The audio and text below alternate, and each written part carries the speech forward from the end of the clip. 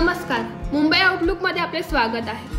भाद्रपद महिन्यातील शुक्ल पक्षाच्या 5व्या तिथीला ऋषी पंचमी साजरी केली जाते।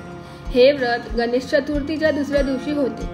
महिलांसाठी या व्रताचे विशेष महत्त्व आहे। असे मानले जाते की या दिवशी व्रत पाळल्यास व्यक्तीला जन्म आणि मृत्यूंच्या दोषांपासून मुक्ती मिळते। ऋषी पंचमीच्या दिवशी गंगा स्नानाला खूप महत्त्व आहे। गंगा स्नान केल्याने जीवनातील सर्व प्रकारच्या पापांपासून मुक्ती मिळते आणि पूजनीय समजल्या जाणाऱ्या सप्तऋषींचा आशीर्वाद प्राप्त होतो असे मानले जाते। चला तर ऋषी पंचमी कधी आहे, त्याचा शुभ काळ आणि महत्त्व जाणून घेऊया। ऋषी पंचमीच्या दिवशी महिला सप्तऋषींची पूजा करतात। यावेळी ऋषी कश्यप, अत्री, भारद्वाज, वशिष्ठ, गौतम, जमदग्नी आणि विश्वामित्र यांना पूजले जाते। या 7 ऋषींना ब्रह्मा, विष्णू आणि महेश यांच्या शक्तीचे प्रतिनिधित्व करणारे दैवी मनुष्य मानले जाते।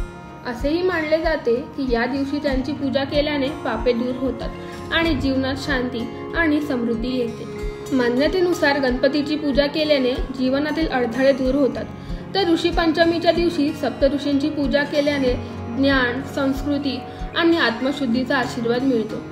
जी व्यक्ती या दिवशी पूजा आणि उपवास करतात त्यांना जीवनामध्ये आनंद, शांती आणि समृद्धी लाभते असेही म्हटले जाते। यावेळी ऋषी पंचमीच्या पूजेसाठी मुहूर्त गुरुवारी 28 ऑगस्ट रोजी सकाळी 11:05 ते दुपारी 1:39 राहील। यावेळी सप्तऋषींची पूजा करणे खूप शुभ मानले जाते। ऋषी पंचमी व्रत आणि पूजाविधी पुढील प्रमाणे आहे। ऋषी पंचमीचे व्रत एकच वेळ जेवण करून केले जाते। पूजेनंतर फळे व सुकामेवा खाऊन व्रत सोडावे। घरातील पूजाघर स्वच्छ करून कश्यप, भारद्वाज, विश्वामित्र, गौतम, जमदग्नी, वशिष्ठ आणि अत्री या ऋषींची पूजा करावी। हळद कुंकूच्या मदतीने एक चौकोनी मंडल तयार करा। या मंडलावर सप्तऋषींची मूर्ती किंवा चित्र स्थापित करा। त्यानंतर नियमानुसार पूजा करा।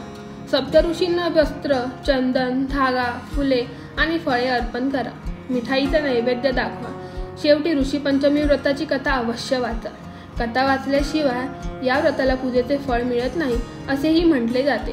तुम्हाला ही कथा कशी वाटली हे आम्हाला कमेंटमध्ये नक्की कळवा।